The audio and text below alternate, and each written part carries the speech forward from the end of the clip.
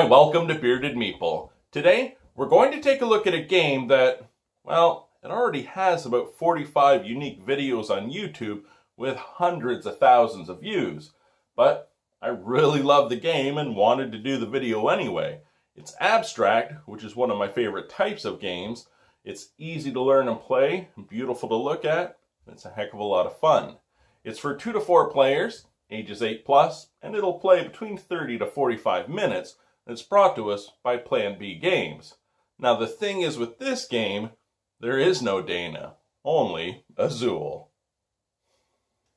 In the game, each player will receive a double-sided player board and a cube with which they will track their score. We have the play space as well as the floor section. Here you will hold any excess tiles for negative points. There's also a section to indicate end of game scoring bonuses. There are 9 circular tiles. These are factory displays. The amount used will depend on the number of players. We have a cloth bag and 100 tiles, 20 of each in 5 different colors. We also have a first player token. Let's take a look at the setup and the gameplay. Each player has their personal play board and their cube set to 0. We have the 100 tiles in the bag. The number of factories will depend on the number of players. From the bag, you randomly select 4 tiles and place them in each factory display. We're ready to begin.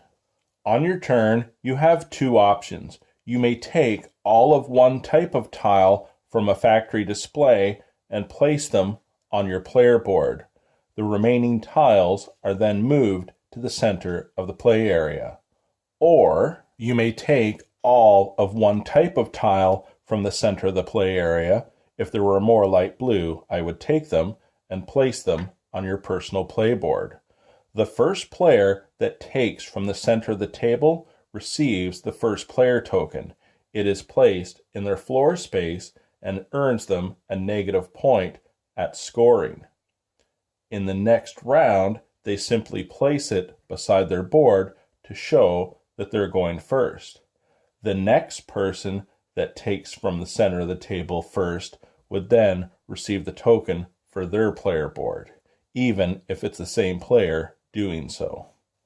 Gameplay continues until all the tiles have been selected by the players and placed on their board, either ready to move to their wall. Any excess ones will go to their floor for negative points. We will then wall the tiles and score. The next round will begin by each space receiving 4 new tiles. So you're taking all the tiles of one particular type from one factory display and placing them on your board. The remaining tiles go to the center. Or you're taking all the tiles of the same type from the center and placing them on your board. There are rules when it comes to placing them.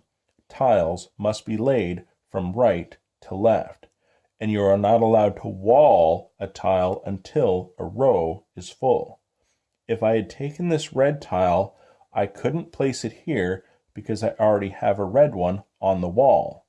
I could place it here, but I can't place it anywhere else because you're not allowed to mix the tiles. I could take it and place it in the floor as a negative point because perhaps I don't want an opponent to get it. Likewise, if I took these 3 black tiles, I could place 2 of them here. The third one has to go to my floor space.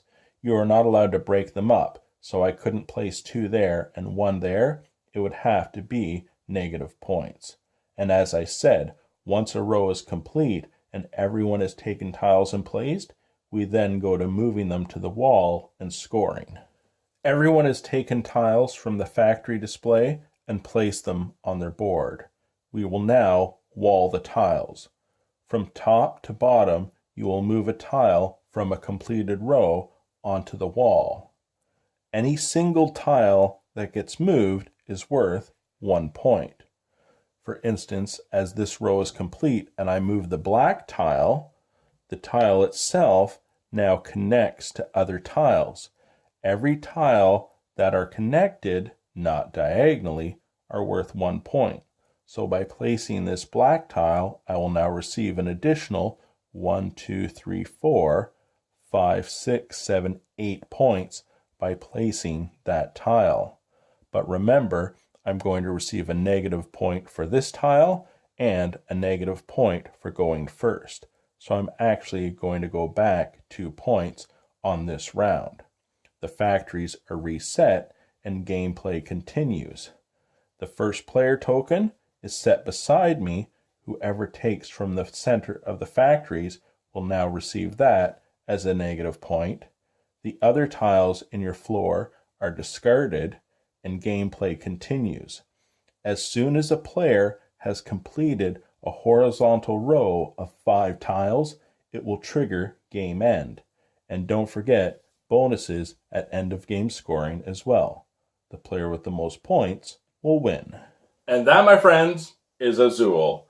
Now, a couple of things I would like to say. At its core, the game is very simple. You're just taking tiles off a factory space or the center of the play area, doing it quicker and arranging them better than your opponents. You're going to get the most points and win. But that's where this game shines, the fact that it is so simple, but you have to be very strategic in what you're going to get or have access to. Now, when it comes to production quality, they really went above and beyond. The tiles are fantastic. The artwork is absolutely amazing. I love the fact that it has the double-sided player boards for variety of gameplay. And even the simple things like the fact that they did a printed cloth bag instead of just a plain ordinary bag was a nice touch. Now, having said all that, the first player token is a cardboard chip. I mean, they've printed out hundreds of thousands of tiles for the game. Just make a tile for the first player token. And I'd love to see an expansion for this, maybe with some wild tiles or some other colors and features added to the game. It would be awesome. I absolutely loved it. I hope you get a chance to check it out. I'll talk to you again soon.